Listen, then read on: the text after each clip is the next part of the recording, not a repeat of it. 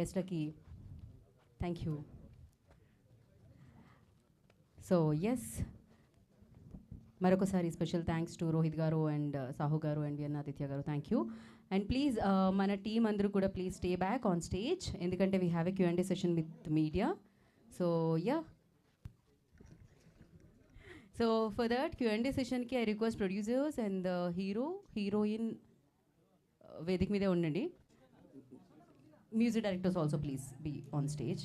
And Raj, మీరు కూడా ఉండండి. రాజ్ ప్లీజ్ చైర్స్ తీసుకొని రండి. Mahendra please stay back. And May 23rd ఒక బృందావనం అన్న ఒక feel good film and super happiness మీ అందరికీ ఇవ్వడానికి మీ ముందుకు వస్తుంది. అఫ్ కోర్స్ మీ అందరూ ఈ చిత్రానికి సంబంధించిన టీజర్ అండ్ ట్రైలర్ అండ్ పాటల్ని చూశారు. అండ్ ఈ చిత్రానికి వెళ్ళండి అండ్ ఒక మంచి చిత్రం చూసామన్న ఒక ఫీల్తో మీరు బయటకు వస్తారు. And yes, thank you. ఇప్పుడు మనం Q&Aలోకి వెళ్ళిపోదాము.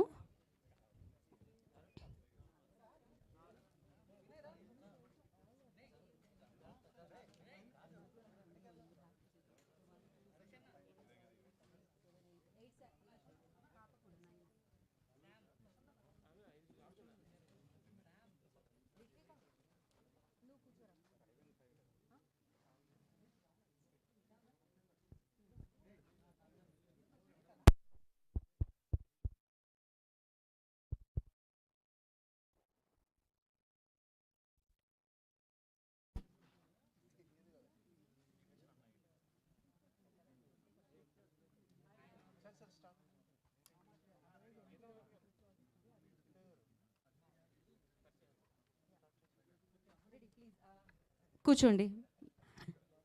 షినోవా అండ్ బాలుగారు and please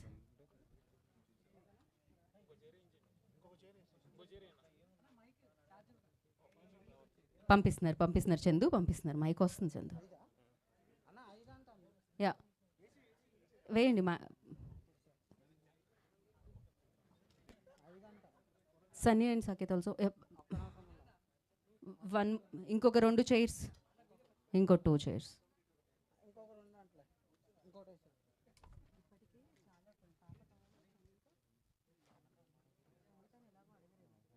Shanvita, please settle down.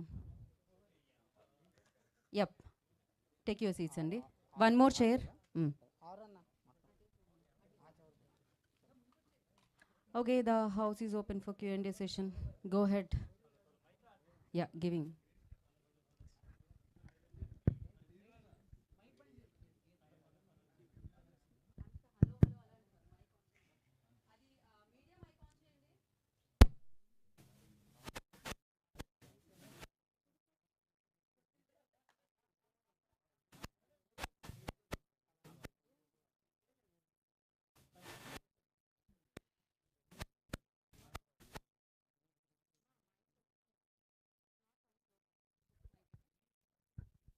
Take this. Come. Chandu, live is.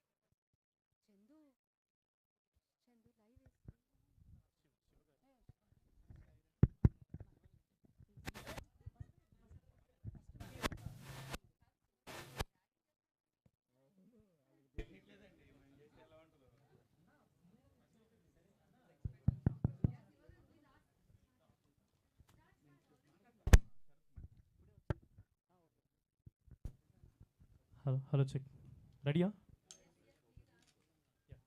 Kishore garu hi. So this is Sharath from Telugu అనండి. మైక్ వినిపిస్తుంది కొంచెం వాల్యూమ్. యా, సో కిషోర్ గారు, అంటే ఇప్పుడు ఇందాక విఎన్ ఆదిత్య గారు మెన్షన్ చేసినట్టు మీరు క్రాఫ్ట్స్ బాగా నేర్చుకొని అండ్ దీనిపైన కొంచెం అవగాహన పెంచుకొని సినిమాలు తీస్తున్నారని చెప్పారు కదా. సో అంటే ఎందుకని కొత్త వాళ్ళతోనే వెళ్ళాలి అనే థాట్ ఏంటి? అంటే వాళ్ళని ఎంకరేజ్ చేద్దామని ఆర్ ఎల్స్ కొత్త వాళ్ళతోటే వెళ్ళడానికి రీజన్ ఏంటి? లైక్ కొంచెం నోటెడ్ వాళ్ళతో వెళ్తే you have an advantage of doing some business or something ఉంటుంది కదా, ఎందుకని మీరు కొత్త వాళ్ళతోనే వెళ్తున్నారు? నేను క్రాఫ్ట్ అన్ని డిపార్ట్మెంట్స్ నేర్చుకున్నాను, దాని మీద హోల్డ్ ఉంది. కానీ నేను కూడా సినిమా ప్రొడక్షన్లో కొత్తే.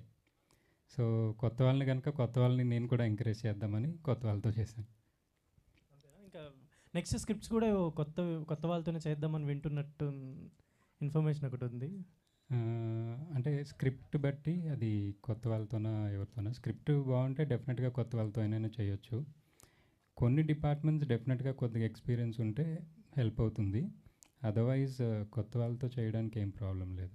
I mean attitude is main thing, that is more than experience is what I think. Balu గారు హాయ్. అంటే ఇప్పుడు రోహిత్ గారు మెన్షన్ చేసినట్టు ఆయనకన్నా చాలా ఇంట్రోవర్ట్ అని చెప్పారు.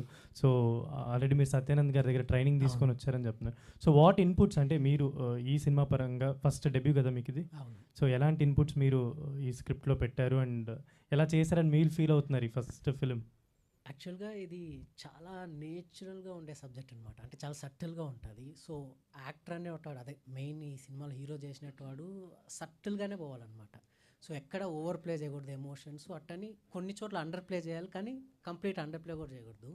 సో ఆ బ్యాలెన్స్ కొత్తోడిగా, అదే రోహిత్ అని చెప్పినట్టు ఈ రోల్గా నువ్వు క్యారీ ఆన్ చేస్తే నువ్వు ఏ కైండ్ ఆఫ్ సినిమా అయినా చేయొచ్చు అన్నాడు. So one of the motivating fact అంటే నాకు ఈ సినిమా చేయడానికే like the character, it's not అంత ఈజీ క్యారెక్టర్ కాదు. So it has different shades అనమాట. సో ఇన్పుట్స్ అంటే డెఫినెట్గా స్క్రిప్ట్ చదివినప్పుడు రోహిత్ అన్న కొద్దిగా చెప్పాడు క్యారెక్టరైజేషన్ ఇలా ఉంటుంది అలా ఉంటుందని.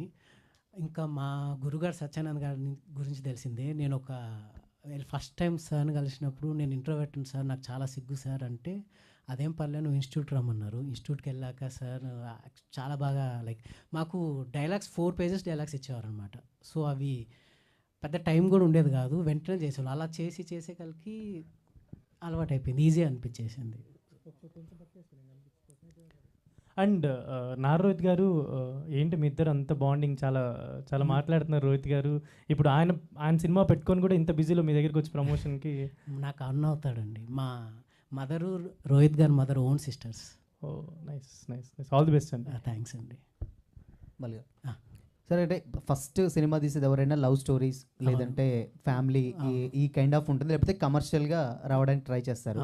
బట్ సినిమా చూస్తే ఏదో మెసేజ్ ఓరియంటెడ్ అండ్ చాలా లో కాస్ట్ తోటి ఒక మెసేజ్లా అనిపిస్తుంది. సో మీరు మీ దగ్గరకు వచ్చిందా స్క్రిప్ట్, లేకపోతే ఏంటి అసలు? అదే వచ్చిన అవకాశం అండి.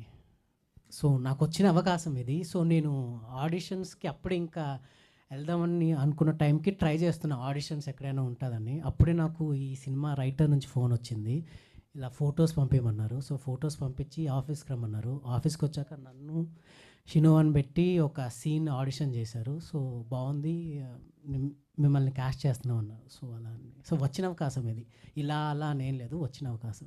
రోహిత్ గారి ఇన్పుట్ ఏమైనా ఉందా, అంటే స్టోరీ మొత్తం విన్నాక మీకు చెప్పారా, లేకపోతే? స్టోరీ విన్న తర్వాత రోహిత్ అని చెప్పా, అన్న ఇలా మూవీలో సెలెక్ట్ అయ్యాను అంటే, సరేరా రమ్మను డైరెక్టర్ గారిని, నేను వింటాను స్టోరీ అని చెప్పాడు. సో విన్నారు, తర్వాత స్క్రిప్ట్ కూడా అంతా చదివారు. అప్పుడు చదివే చెప్పారు, ఈ సినిమా రిజల్ట్ ఏందో నువ్వు వదిలేయి, కానీ ఒక ఆర్టిస్ట్గా నీకు మంచి రెస్పెక్ట్ వస్తుంది ఈ సినిమాతో అన్నారండి. ఆయన స్క్రిప్ట్ సెలెక్షన్స్ కూడా కొంచెం యూనిక్గా ఉంటాయి, బట్ అది ఎంతవరకు మీ మీద ఇన్ఫ్లుయెన్స్? లేదు, యాక్చువల్గా నాకు ఎంటర్టైనర్స్ అంటే చాలా ఇష్టం.